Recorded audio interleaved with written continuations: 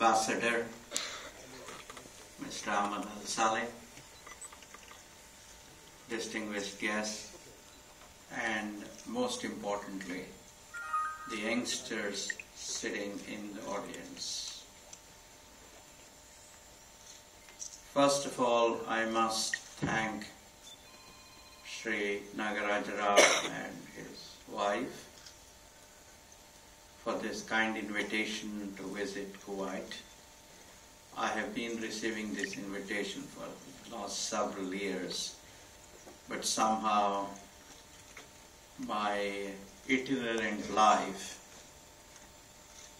did not permit that privilege. Even today, I am on the plane. I travel abroad for about 22 days a month, and I am in India about 8 days a month. But somehow this time it has worked out, so I'm very, very grateful.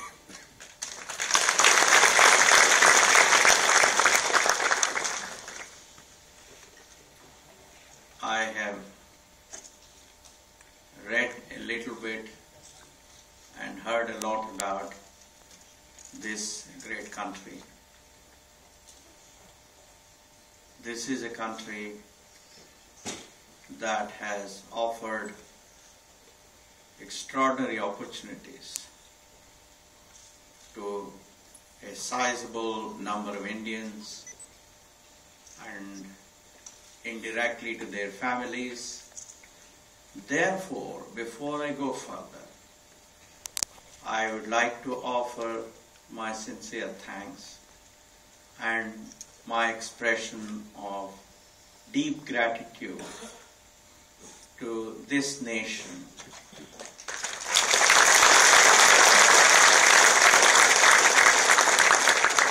for providing this opportunity. At the same time, I would like to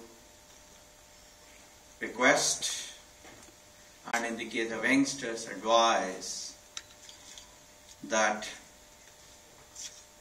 the residents of Indian origin here in Kuwait must remember that their responsibility as guests of this country is to demonstrate their commitment to this society, is to demonstrate their loyalty to this society, is to be productive citizens of this, productive people in this society, is to enhance the trust that the country has in yourselves, is to put the interest of Kuwait ahead of your own personal interest in everything that you do. I must say that I do visit a lot of countries, and I have the opportunity to address the Indian associations, and I have the opportunity to discuss with the senior politicians in many of these countries. In fact, I would say most of these countries. And one thing I have heard uniformly from these senior politicians, presidents, prime ministers, ministers, secretaries, etc., is that the Indian residents have always conducted themselves as low-key, productive, peace-loving residents with tremendous respect for them.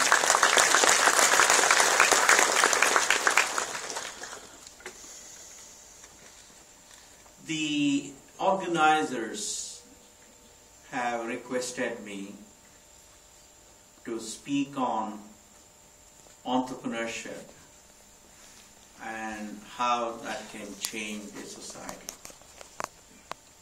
Of course, Kuwait is in the list of top 7 or 8 or 5 perhaps,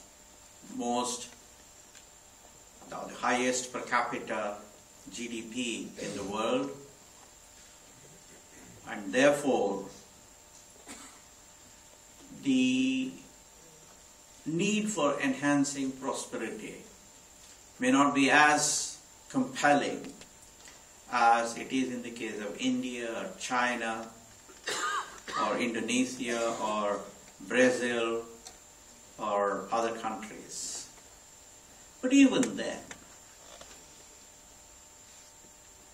it is very, very important that the youngsters of Kuwait, the future leaders of Kuwait, have to bring in innovations and leverage the power of that innovation in order to make this a better society. And therefore, even in an economically advanced country like Kuwait, there is undeniable need for entrepreneurship. What is entrepreneurship? Entrepreneurship is the conversion of ideas into wealth and jobs. It is about leveraging the power of innovation to make the society around you a better place. Entrepreneurs are transformation agents like leaders. By the power of their ideas, they transform the world around them. Thanks to my friend Bill Gates, every PC on every desktop, every laptop has Windows and Microsoft Office. Thanks to late Steve Jobs, every person who can afford has a tablet. Thanks to Fred Smith, another friend, we now have the ability to send courier packages overnight. I don't know how many of you know he got a C at Harvard Business School when he proposed the idea of Federal Express. And then he realized that the teacher didn't know enough, and therefore he went ahead and implemented his idea and transformed the world. How does one define an entrepreneur in some sense? Late Robert Kennedy used the words of George Bernard Shaw to describe a leader. And I think in essence it holds good even for entrepreneurs.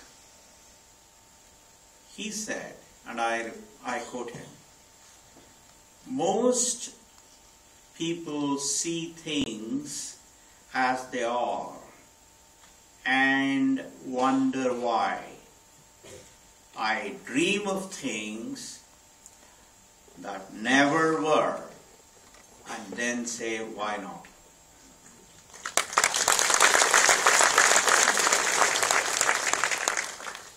This is a beautiful definition of leaders and entrepreneurs. While most of us are wondering why things are around us, entrepreneurs think of plausibly impossible ideas and then say, why not? That's why you have planes today, because as you all know, in the 19th century, everybody thought that anything that is heavier than air couldn't fly. They said, how can such a thing fly? But then Wright brothers demonstrated that it would indeed fly. So therefore, I think entrepreneurs are a very, very important part of our society. And in the case of poorer countries like China and India, poorer but powerful countries like China and India, Brazil, Indonesia, entrepreneurs play a very, very important role, and that is they create jobs. In the process of creating wealth, they create jobs. And when I was hitchhiking in Europe and at the end of my stay in Paris in early 70s, I realized that the only instrument that societies have to solve the problem of poverty is the creation of jobs with good disposable income. That's how families can take care of their needs, send their children to good schools, create a great future for them, pay their taxes, make the society better, create infrastructure, etc., etc. Before coming to this conclusion, I had deep and long discussions with the leaders of the left, the center, and the right parties in France. In fact, I had several discussions with Georges Marchais, who used to be the head of the French Communist Party in early 70s. I traveled widely in Europe. I met a lot of thinkers. In fact, I used to go to a restaurant on the left bank where Jean-Paul Sartre and Simone de Beauvoir used to sit at different corners, and we'd all go there and sit with them like disciples and listen to them. After lots of such listening, after lots of introspection, I came to the conclusion that it doesn't matter what ism you follow. The only instrument you have to make the life of people better, to make a society better, is through entrepreneurship.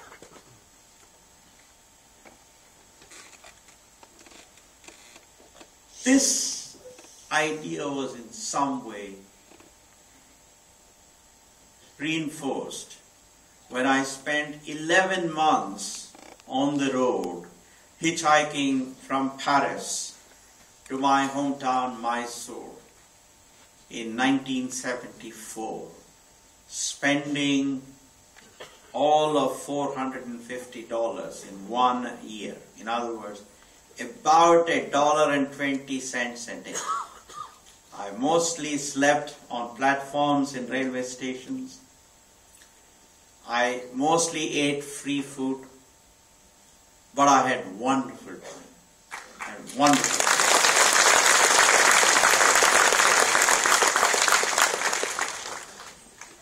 I met lots of interesting people.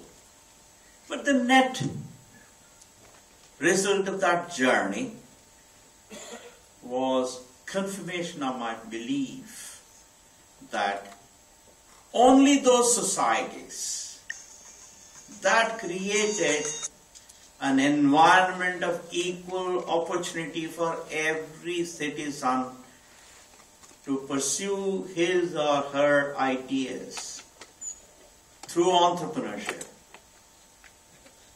Those are the only societies that have made life more prosperous. What is entrepreneurship? I did define entrepreneurship. What are the attributes for an entrepreneur to succeed? The first and the foremost important attributes for an idea to succeed, for an entrepreneur to succeed, is the following. I want you youngsters to remember this. It's very, very important. That is, you must be able to, thank you, you must be able to communicate the power of your idea to the market in a simple sentence. Not a complex sentence, not a compound sentence. No ifs, no buts, no nevertheless, no however. It's very, very important. I want the youngsters to please remember this, because I mentor lots of youngsters both in India and in the United States. And I have found that one of the major reasons for failure of youngsters as entrepreneurs is because they are not very, very clear about the power of their idea. They are not very clear about the differentiated business value of their idea. Only those ideas that you can express in a simple sentence are those that you understand very well. As all of you know very clearly, you study in this wonderful university or in your schools, you know one thing. Who is the best teacher? The best teacher is one who can express a complex idea in a simple way. So therefore, my young friends, please remember that the first requirement for you to be successful as an entrepreneur is to be able to express the power of your idea in a simple sentence. What do I mean by that? You have to be able to say that my idea reduces cost, or my idea reduces cycle time, or my idea increases the market size, or my idea enhances the customer comfort. You have to say at least one of these. Ideally, it is best if you can say more than one. Vis-a-vis the existing ideas in the marketplace. That is very, very, very important if you want customers to buy your product, buy your idea. There are only a few in the world, few entrepreneurs in the world, who create what we call discontinuities. It's a mathematical term, but all that it means is there are only a few entrepreneurs in the world who come out with ideas or products that never existed before. For example, a tablet, internet, a car, a plane. These were all, or Federal Express kind of courier. These were all ideas that just did not exist before. What most of us, the mortals, most of us, the ordinary people do, is to improve somebody else's idea so that our idea is cheaper for customers to buy, our idea performs the task faster, or our idea makes people more productive, or our idea brings in more customers, etc., etc. 99.99 ideas for entrepreneurs in the world are of this type. Therefore, it is more likely than not that your idea will be the one that will be an improvement over existing ideas. And that's where your ability to communicate in a simple sentence the power of your idea vis-a-vis existing products becomes very, very, very important.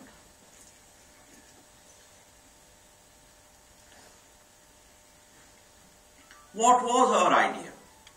How did we take company from $250 to about $26 billion US? In the middle and late 70s, 4 important events occurred. 3 of them occurred in the United States, the market, and 1 occurred in India. And it was the power of these 4 events that triggered the founding of Infosys. It was the power of these 4 events that created job opportunities for 153,000 people throughout the world. About 40,000 people outside India and about 110 in India and of course China. These 3 events were the following. In 1975, a judge in Minneapolis, in the state of Minnesota, decreed that IBM and other companies must allow third-party software to be run on their machines. Till then, all these hardware manufacturers said, you can run only our software on our hardware. That was a huge decision. That opened up opportunities for lots of companies to produce new pieces of software. That was one. The second event was the introduction of super mini computers in 1978. The 32-bit super mini computers. Mr. Ahmed Al-Saleh can appreciate it better than most of us. Companies like Digital Equipment Corporation, Data General Corporation, and a few other companies, Hewlett-Packard and a few other companies, announced 32-bit super mini computers which were almost equal in power to the IBM mainframe, but were much, much, much cheaper. Probably by a factor of 8 or 10. That event told me that more and more and more smaller and medium-sized corporations in the United States, in Europe, and in Japan at that time would start using computers. Because till then, the medium-sized corporations and small corporations did not use computers. It may appear strange to you people, but that was the reality, because they were so expensive. The third event that happened in the United States was the following. these manufacturers of super mini computers introduced industrial strength online transaction processing software based on relational databases. This is a technical point which Mr. Ahmed Al-Saleh will understand, but let me try and put it in a simple way. What it meant was, using this software as a platform, it was now possible for these medium-sized and smaller corporations to write commercial applications. Without these, for example, if you transfer 100 Kuwaiti dinars from your account to your brother's account, the first thing that happens is your account is debited, then your brother's account is credited, and then there is a record that says there was so much of transfer took place. Imagine if after the computer has reduced your balance by 100 Kuwaiti dinars, and before it can increase your brother's balance by 100 Kuwaiti dinars, the computer failed. What would happen? What would happen is the system will go into a state of lack of integrity, as we call, because that $100 is reduced from your account and it's not credited to your brother's account, so it's disappeared. On the other hand, if you had online transaction processing software, then even if the computer failed, all that would happen is when you do the recovery, your balance will come back to 100, will get back the 100 Kuwaiti dinars, and only those transactions wherein all the required updates were done will be shown as complete. That is, only if the transaction had reduced your account by 100 Kuwaiti dinars and increased your brother's by 100 Kuwaiti dinars and the journal was written, only that transaction would be shown as complete. What we call committing a transaction. So this was announced in 1979. There was a fourth event that was happening, but that was happening in India. India has historically produced large number of engineers, very large number of engineers. But in the 70s and early 80s, they had very few jobs. Therefore, when we sat down and thought, we said, oh, this is unbelievable.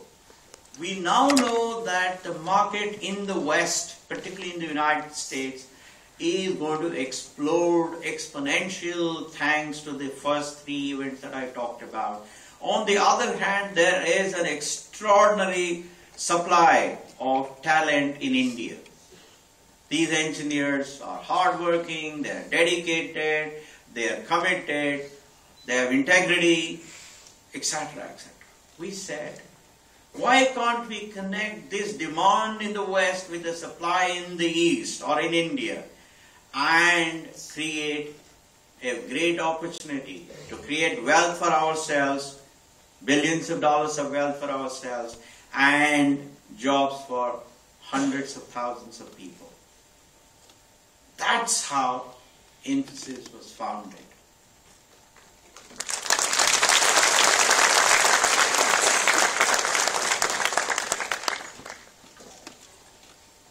So therefore, the second point I am going to make, or the second requirement for success of your idea as an entrepreneur, is that the market must be ready to buy your idea. If, you see, let me give you an example. In 1976, I founded a company called Softronics in Pune, India, for the domestic market.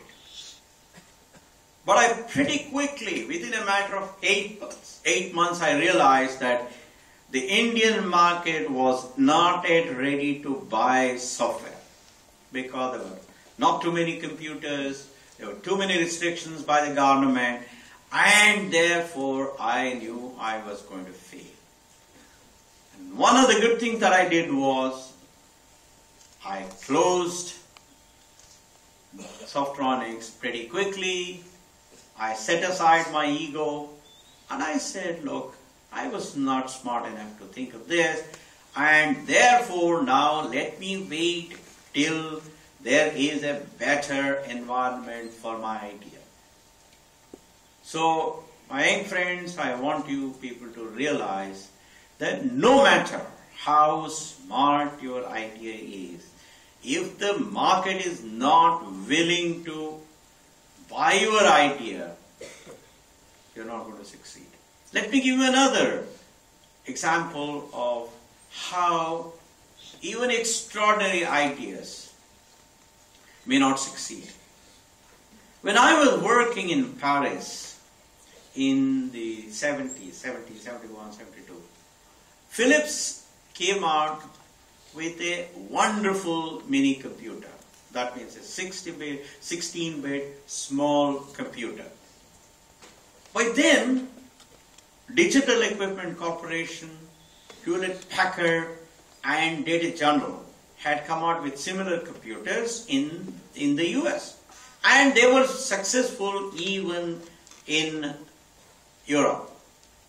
But somehow, when Philips came out with these wonderful computers, and I, as a technical man, knew that Philips computer was better than most of those other competitors' computers. But somehow, the corporate leaders thought of Philips purely as a company that could produce excellent light bulbs, excellent radios, and other such equipment, but not computers.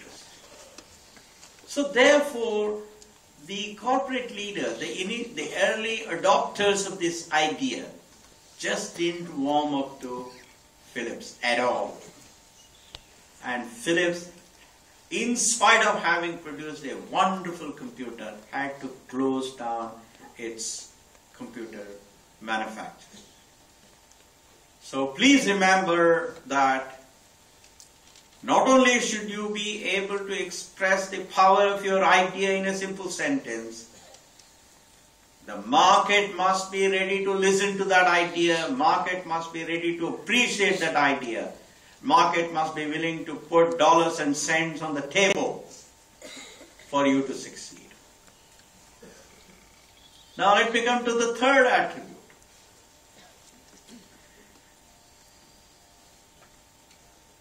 These days, no single individual can create a large corporation. No single individual, for that matter, can scale up a small company to a large company.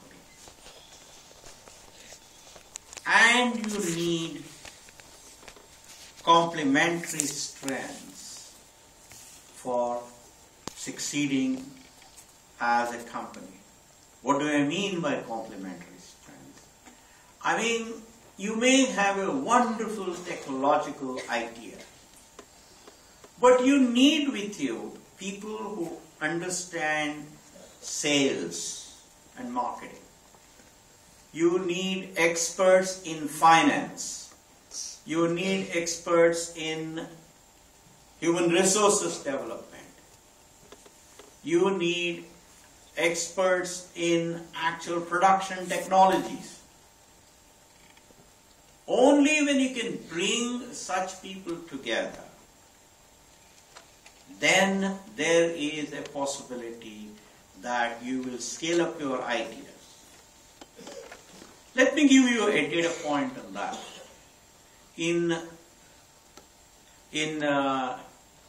Between 1979 and 1982,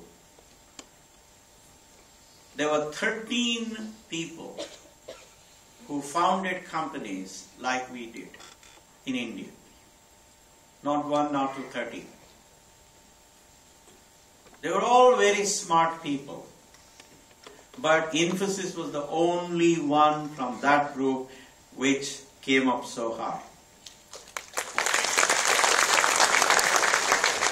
And one of the main reasons was, when I founded the company, when I put together the initial team, I realized the power of complementary strengths, and therefore I brought younger people, one of whom knew sales, I knew finance reasonably well, another person knew human resources, a third person knew project management, etc., etc. So therefore, my young friends, I would say, when you have a wonderful idea, when you think the market is ready by doing a small test marketing, you must bring a team that has complementary strengths.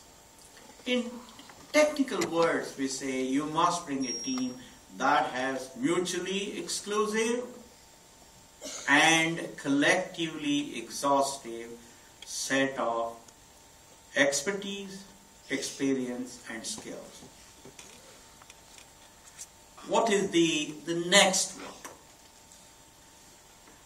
After you have got a great idea, after you have done test marketing and found that the market is ready to accept your idea, after you have brought a complementary strength team, now as a leader, you must ensure that this team has a good value system. In other words, you must have a team that trusts each other, that has hope in you, that has confidence in you, that will make all the required sacrifices. Because remember that entrepreneurship is all about deferred gratification. What do I mean by deferred gratification? It means you work hard today, you are away from your family, you make a lot of sacrifices, you take a very small percentage of the salary in the hope that when the idea succeeds, you will make lots of money. So therefore, entrepreneurship is all about a promise. Just as national leaderships are all about promises, entrepreneurship is all about a promise. And as a leader, you must learn to communicate well, raise the aspirations of your people, make sure that your people have a good and enduring value system. Finally, you need money. When I founded the company, nobody believed us. There were no venture capitalists. We had to go to banks. All the multinational banks in India. I went to Citibank. They said, no, we don't give you people. We give only to very rich people. I went to Bank of America, where my classmate was working, and they said the same thing. Finally, it was the state government, the Financial Corporation of the state of Karnataka, that gave us the loan. And even today, I'm even today, I have tremendous gratitude to the state financial corporations. I have tremendous respect for bureaucrats like Mr. Mehta, because when you put a good bureaucrat in a position, he or she can make extraordinary difference to the country.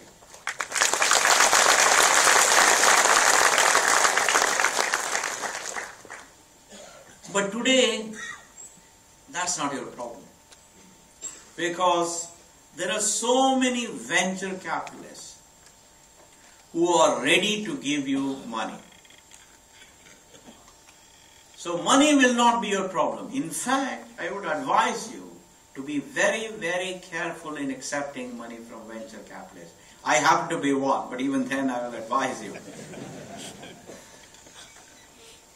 You must take money as late as possible, because as your idea becomes stronger and stronger and better proven, the valuation of your idea will become better and better and better. Supposing when you started it, the valuation of your idea may be 100,000 Kuwaiti dinars. As you start working, making a lot of sacrifices, etc., and your product is more or less ready, at that time your idea may be valued at 10 million Kuwaiti dinars. Therefore, my advice to you is, wait as much as you can, give as little as you can, get as much money as you can.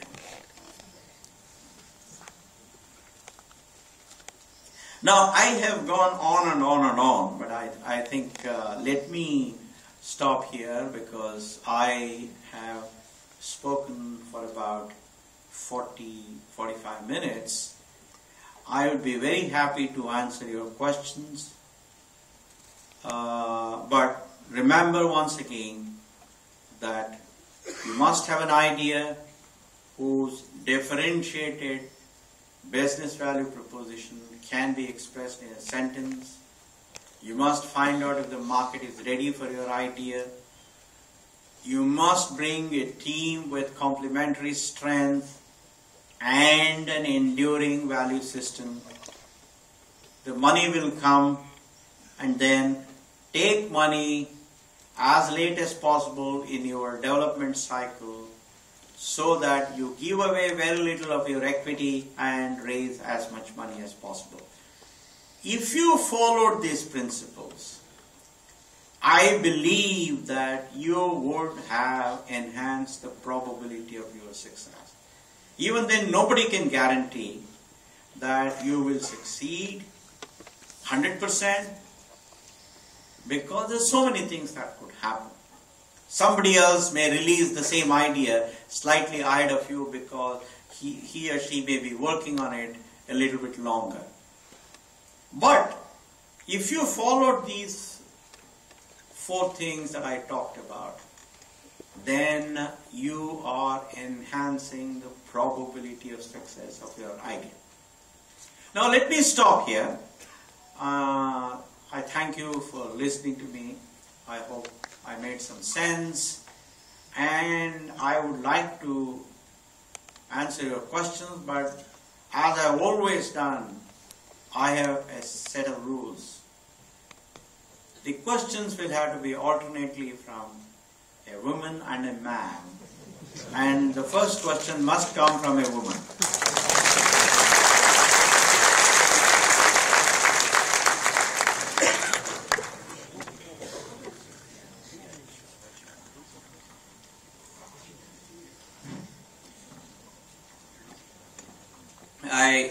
I was also reminded by my good friend Nagaraj that I did not spend any time on corporate social responsibilities. Once, let me just say for 5 minutes, and then the lady can ask me the question. Once you have succeeded in your entrepreneurship, once you have made some money, remember that it is very, very important for you to do what Mr. Ahmad Al-Saleh has done. That is, you must remember and show your gratitude to the society.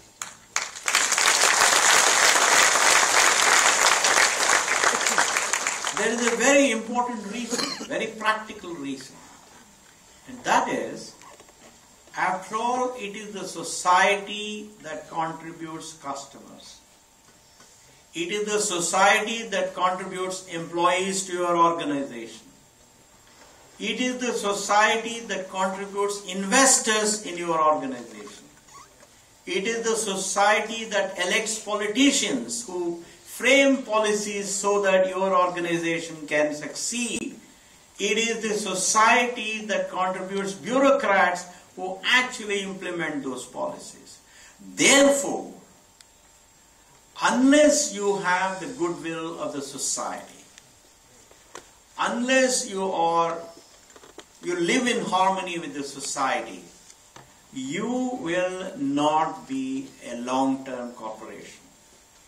As I've often said, the best index of success of a corporation is its longevity. That is, how long the corporation has survived and has succeeded.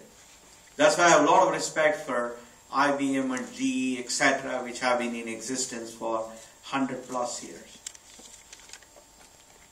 And if you want to survive and succeed over a long period, you must live in harmony with the society, because I don't know of a single corporation that did not live in harmony with the society and that succeeded over a long period of time. And that's one. There is a second reason why you have to make a difference to the less fortunate ones in the society. I was at Davos, the World Economic Forum, several years ago, and at that time, Mr. Rick Wagoner, who was the CEO of General Motors, the car manufacturer, all of you know, he asked me to define success. I was sitting there with Michael Dell, Bill Gates, Roosevelt Moss Cantor, a professor from Harvard Business School and all. And he said, Murthy, I want you to define success. So I had to think on my feet. And I defined success the following way.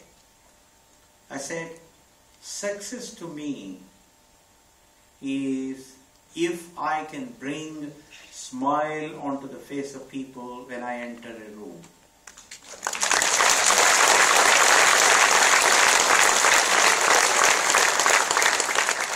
And I explain further. If they realize that I am a decent person, if they realize that I mean well for them, if I have demonstrated through my action that I want to help others, if they realize that I don't cheat anybody, if they realize that I take pains to help people who are less fortunate than me, then automatically they will smile when I enter the room. So therefore, for those of us who have been blessed by God in terms of our money, in terms of power, all of that, we have to realize that it is thanks to the blessing of Allah, it is thanks to the blessing of God that we are in this situation. And in getting to this situation, we have received help from the entire society. For example, when I studied, I did not pay a single rupee of tuition fee. I did not pay a single dollar of tuition fee. Everywhere I got scholarships from the state government, from the central government, etc., etc. And these were the results of the taxes paid by millions of Indians. So therefore, when I was lucky to be put in this position, it is very important for me to remember that so many others have indeed held me up. They have raised me up to be what I am. And that's why you need a sense of gratitude to the less fortunate ones in the society. So that's how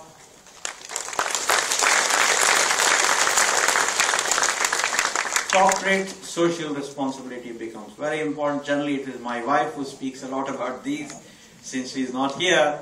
So, since my good friend Nagaraj wanted me to speak about it, I did. Now, let's get to the questions. First, from a lady. Introduce yourself, and then no question is stupid, only answers are stupid, and I'm giving the answer.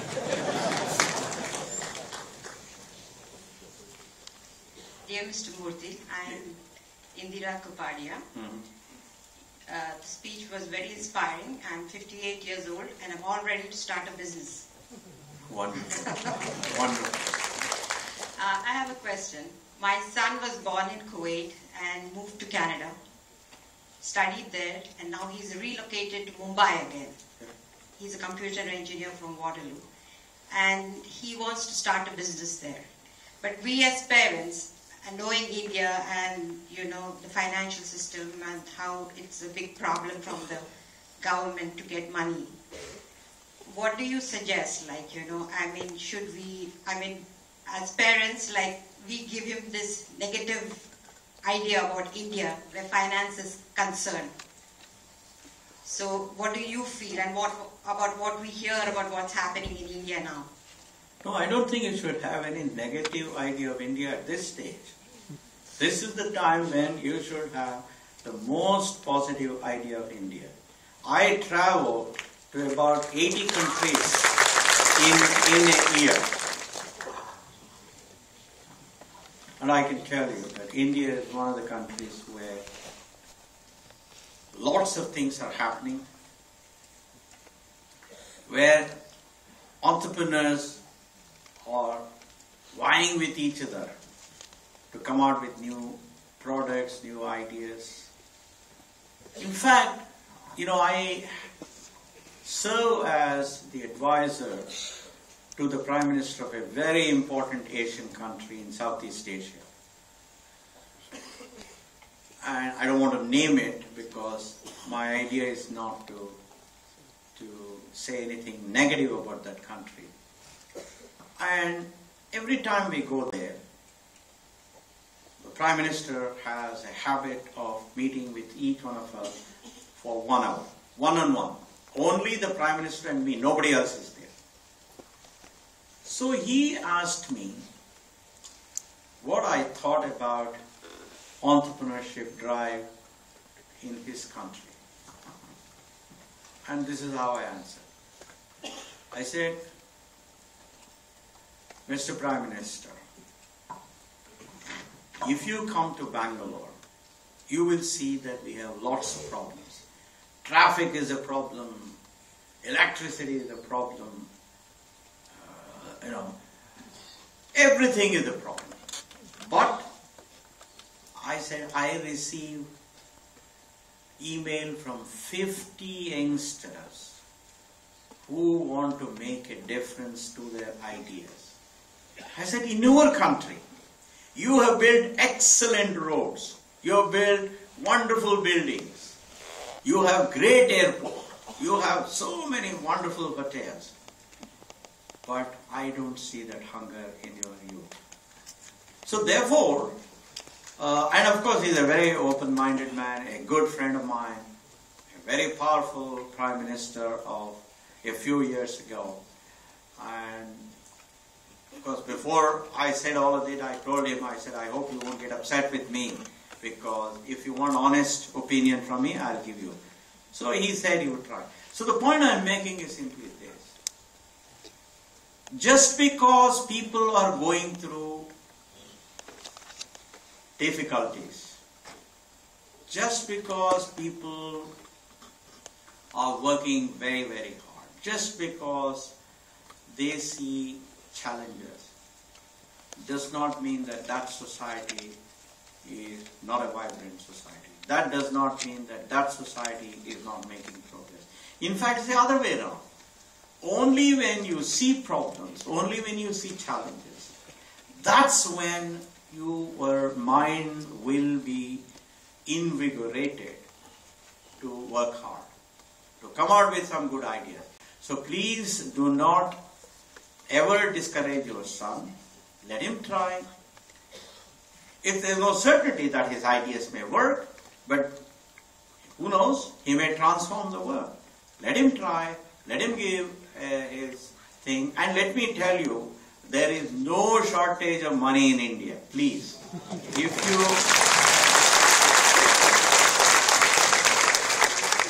particularly for good ideas, because I run my own venture capital company. I mean, you name it, all major venture capital companies in the United States operate from India. So, if anybody comes to me and tells me I have difficulty in getting money, I would say, friend, your idea is not a good idea. So please tell your son first to validate the idea based on what I said, and if his idea is a good idea, India is not the country where he will find difficulty in raising money. Thank you. Now we can go to your map. Can the husband follow wife? It's up to you, baby. So let Nagaraj decide. Sure, why not? Sir, I have a question. Yeah. So you are talking about corporate social responsibility, and we see Infosys in the forefront of World Business Council for Sustainable Development. My question is, what is your advice to corporations? At what stage they should adopt corporate social responsibility? Is it right from the embryonic stage, or when they made some profit, or in your experience, was it a concept you included in your strategy right from your start, or was there any milestone in your journey where it really made you think about corporate social responsibility? You know, it's a good question. Nobody can say that you will have to start being a responsible citizen, being a decent person, being an honest person, only when you make so much money. I think that's not right. My father was a school teacher. We were 8 children. So we came up from a lower middle class or a poor family. But in my opinion, he was much more generous than I am. When there were guests who were at lunchtime or dinner time, he would invite them. We would share whatever little we had. Everybody would be smiling. We would treat that guest with maximum respect. So I don't think it is fair to say that a corporation should not start its social responsibility activities unless it has reached a certain level. I think it's very, very important to remember that decent behavior has to start from day one. Concern for the society has to start from day one. Concern for the less fortunate ones will have to start from day one. However, how much you contribute is based on how much you have. If I have 100 Kuwaiti dinars in my pocket, I may give 10. If I have 100 million, I'll give 10 million. That 10 million is a lot more than 10 Kuwaiti dinars. But the reality is simply this. The person who gives that 10 Kuwaiti dinars has the same sense of satisfaction as a fellow who gives 10 million. And let me tell you, I am not saying it based on theory. I have practiced it. Both ends, very small amounts and very large amounts. And therefore, the joy is not different. The sense of responsibility is not different. The sense of commitment is not different. So I don't think we should say we will start only when we reach a certain level. Now we get back to your lady. I want some youngsters also to ask questions. Hello sir, I'm Neha Wonderful, Bindal wonderful. and I'm a student, and I have a question. Given the scale of India and its poverty level, many development programs fail to deliver. Do you have a hope for Indian prosperity which includes all its citizens? Well, you know, as always, the youngsters ask very smart questions. See, as I said before, nations don't fail because they have lack of resources. Nations fail because they don't have good leaders. Corporations fail because they don't have a good leader.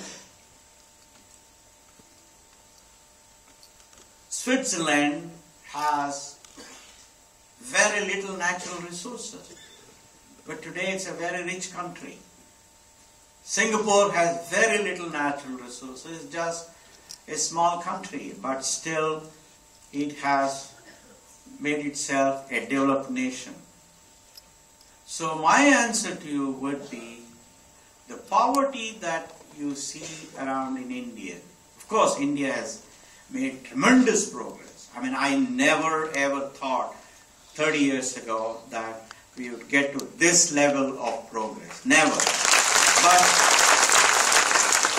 and in fact, when I tell my children the kind of things that were happening when I was their age, they think I'm exaggerating. They don't believe me because around them, they don't see that. Lots of things have improved. But having said that, I think if we can have good leadership, if we can attract the best quality people into politics, if we can fight corruption in the country, if we can bring a better model of bureaucracy, I think India's desire to banish poverty will all happen. It won't happen just because somebody said Garibi Hatao like Indira Gandhi said. I think that's all. That just will not happen. Poverty will go away if you have policies that encourage entrepreneurs, if the entrepreneurs are honest and decent and they pay all their taxes, if they create large number of jobs. Poverty will go away if bureaucrats take quick decisions. Poverty will go away if you have bold political leaders who are willing to take tough decisions. So therefore, I am confident that we will get to a stage when India will indeed solve its poverty.